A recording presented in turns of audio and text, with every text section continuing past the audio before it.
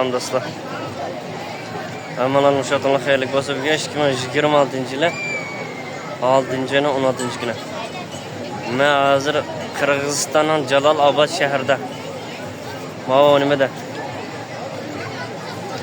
Kırgızistan Jalalabad'nınki Manas Park deydiğimiz Manas diyen bağçının işçide.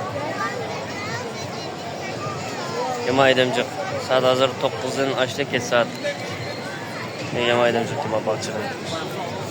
O ücret valla meyada. Nemi ücret rütüdü sana marjine ücret rütüdü marjine. Mana bu marjine kan ekende. Şuna mesela marjine iş için ücret rütüdü. Edem yamancaklık ama marjine kanda. Mana bay çiçek marjine kasıkken. Mana Manas Park.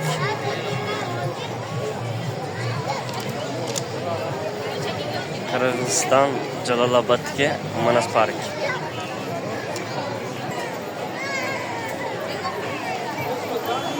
Bayan adamların kötükünü.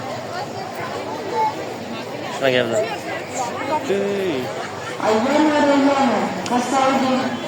Şuna geldi. Aman bulama.